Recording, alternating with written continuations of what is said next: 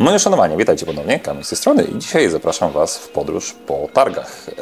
Te najbliższe Europie to EICMA, natomiast tam się nie wybieram, wybiera się Michał Alien i pewnie pokażę niektóre z maszyn, mam nadzieję, że pokażę niektóre z maszyn, które tutaj przedstawię, ale nie wszystkie, ponieważ dzisiaj zajmiemy się tematem SIMY, czyli China International Motorcycle Trade Exhibition. Jakby odpowiednik europejskiej EICMY, z tym, że skierowany bardziej na azjatycki rynek, ale jestem pewien, że bardzo będzie mocno oddziaływała na to, co już niedługo będziemy mogli wybierać w europejskich salonach.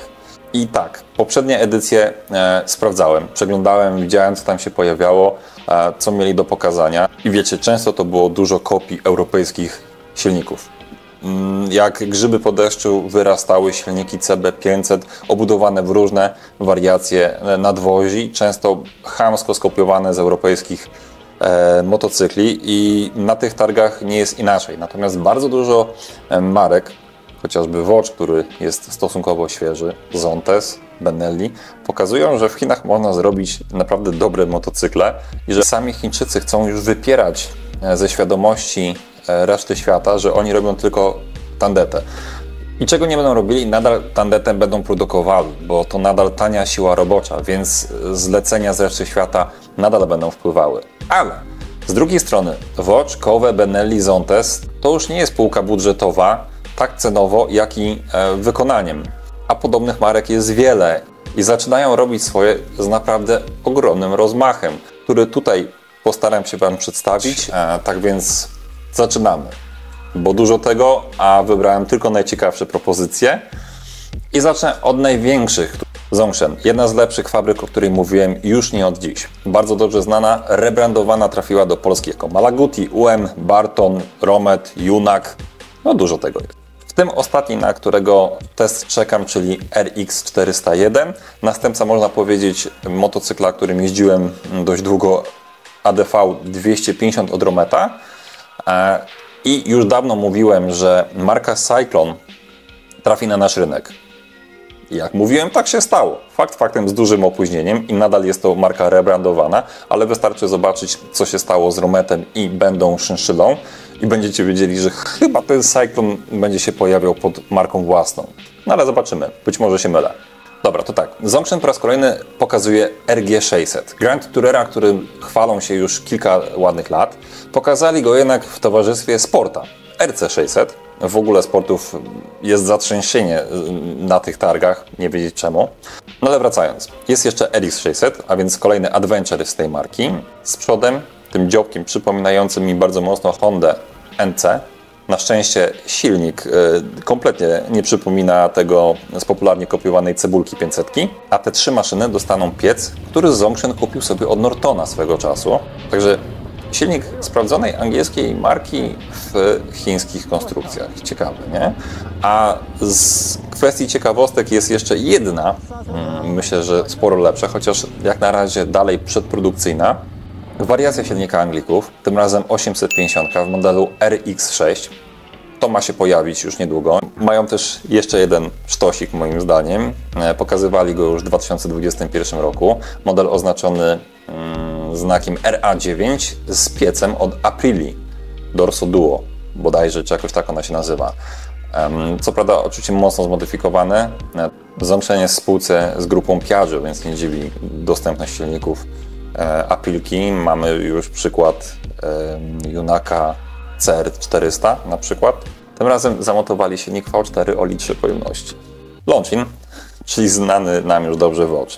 To są te Chińczyki wariaciki, tym bardziej z naszej polskiej perspektywy, bo dopiero co marka pojawiła się u nas, a już całą linię modelową zmieniają. To też jest tak, że DS300 i DS500 to maszyny sprzedawane na przykład w Hiszpanii już od kilku ładnych lat, w Ameryce Południowej.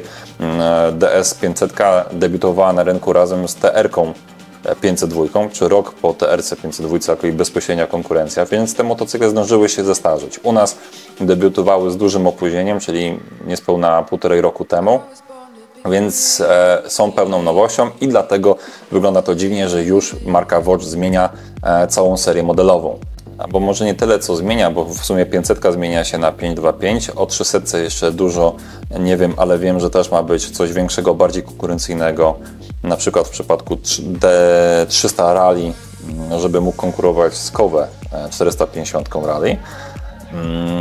Natomiast zacznijmy od tego. Taki Zongshin pokazał raptem dwa sporty. 600 na 2 garach i RC 680RR na 4 garach. Watch nie pierdzieli się w tańcu.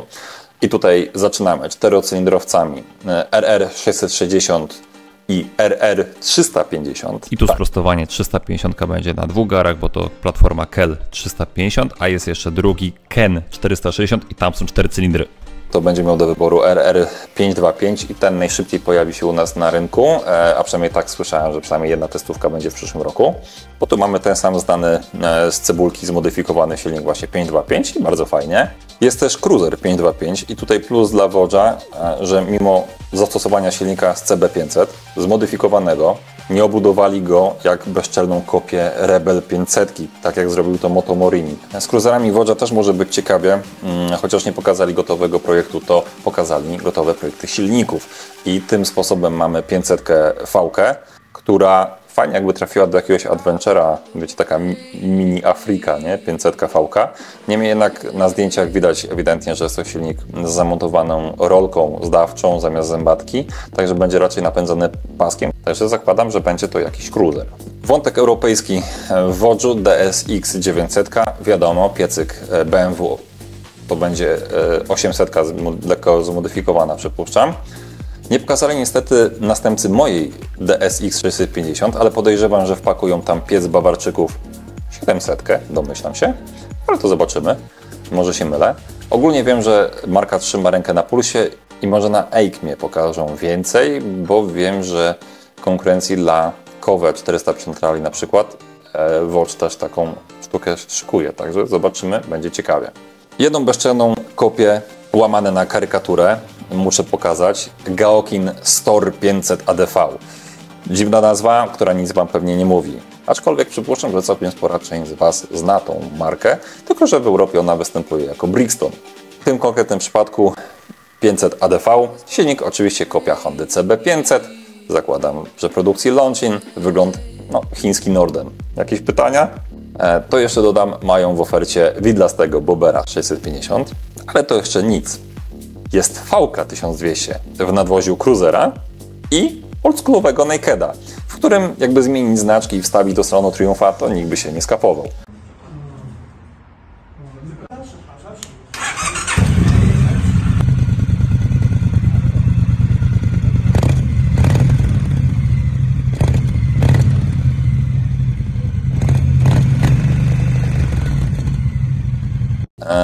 I na stanowisku pokazali coś, co mnie zdziwiło troszkę, bo miało się pojawić pod marką MBP, czyli z Kumaną z Benelli i koncernem QJ, również z V-ką, tym razem stukonny Adventure o pojemności 1 litra.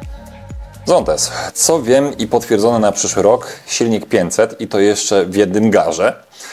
Jeden trafi do Maxi Scootera, drugi do modelu T500, czyli nadwozie T350 dobrze już tam znane, z dużym singlem i tak na pierwszy rzut oka lepszymi heblami. Co jeszcze się zmieni? Nie wiem, podoba mi się to, na pewno będę się przyglądał. Swoją drogą Zongshin pokazywał produkt z podobnym silnikiem jednocylindrowym 500. Czyżby przypadek? Nie sądzę. Dokopałem się jeszcze do ciekawszej opcji. Kolejny eurowątek. Zontes pozazdrościł Brytolom 3 cylindry w rzędzie. Pojawiła się zapowiedź wystąpienia Zontesa na EICMie z tym 3-cylindrowym silnikiem. Więc Michał, rozglądaj się proszę uważnie i może coś będziesz mógł więcej na ten temat powiedzieć. Pojemność miała być coś koło litra, moc ponad 100 kucyków, no i 3 cylindry. A póki co chyba tylko jedna marka robi 3-cylindrowe piecyki. Także ciekawa konkurencja, co? Shinrei to może nie do końca nowości, ale ciężko mi było przejść obojętnie obok tego, gdyż zobaczyłem po raz kolejny następcę mojego Rometa ADV, który był Shinreiem, oczywiście z silnikiem od Hondy XR400, czyli przebudowanym silnikiem Hondy XR400, ale nie dużo przebudowanym. I podejrzewam, że równie subtelnie przebudowany jest model X-Ride 650, Tylko wiecie, nadwozie scramblerka, jednocylindrowa 650, no coś czego się nie robi i niestety nie do kupienia w Europie już, bo nie przejdzie norm emisji spalania. Możecie sobie zakupić to za naszą wschodnią granicą, jeśli was Łukaszenka do Mińska wpuści. Что тут свое? Свое дизайн-проект, дизайн-идея, компоновка, сбор всех комплектующих от различных производителей. Значит, ничего своего. Комплектующие. Но мы делаем мелкоузловую сборку, это тоже работа. Фара чья? Dalej coś, co dla mnie stanowiło markę doświadczoną dla Benelli, przeznaczoną na w dużym cudzysłowie biedniejsze rynki. Takie eksperymenty pod logiem QJ Motors, potem w finalnych wersjach w Europie. Okazuje się jednak, że QJ występuje w sprzedaży, na przykład w Niemczech. Jest tam dostępne coś, co myślałem, że pojawi się u nas jako Benelli TRK 800. Mają też SRT 700X, czyli chińską TRK 702X. Z Michałem kłóciłem się, że rama 700 nowej jest taka sama jak w 502. Michał upierał się, że nie, no i faktycznie obaj mieliśmy rację. Ja się opierałem na tym, co kiedyś widziałem właśnie w modelu QJ. No i teraz spójrzcie na SRT 702. To jest dosłownie TRK 502, tylko że z troszkę większym silnikiem i z kilkoma dodatkami, jak na przykład hamulce radialne Brembo czterotłoczkowe czy zawieszenie Marzocchi. QJ również pokazał widlasty silnik, także jest to jakaś norma we wszystkich markach i nowy trend. Model się nazywa SRV 600. Do tego mamy czterocylindrowego ścigacza SKR 800RR i jeszcze mniejsze ścigi jak Tornado 552, 2 cylindry i 450 przyspieszeniem w okolicach 4 sekund do setki. Nie wiem, zwariowane są te ścigacze w tym roku i ilość modeli, które wchodzą. I może na tym poprzestanę, bo ilość nowości jest przytłaczająca i pewnie jakbym chciał o tym wszystkim nagrać materiał, to YouTube'owy skończyłoby się czasu antenowego. Z drugiej strony przerażające jest wręcz to, jak dużo tego wszystkiego przyjeżdża z Chin. I oczywiście, żebyśmy się zrozumieli dobrze, tam było masa tandety, chamskich kopii. Przykład marka X, Wedge, Wege, jak zwał, tak zwał, nieważne. Pokazali coś, co wygląda jak Elektra trójkołowa. U nich to się nazywa Navigator VT2000. Jak sama nazwa wskazuje, ma silnik widlasty o pojemności 2 litrów. Także czegoś takiego jeszcze nie widziałem u nich na rynku.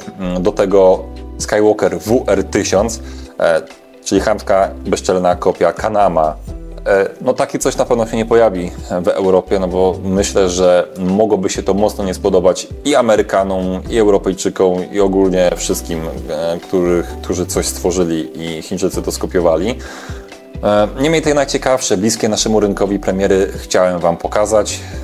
Może nie pokazać dokładnie, ale zakładam, że będą one dostępne na polskim rynku prędzej czy później i będzie można im się przyjrzeć i pojeździć i zobaczyć, do czego się nadają, na co je stać.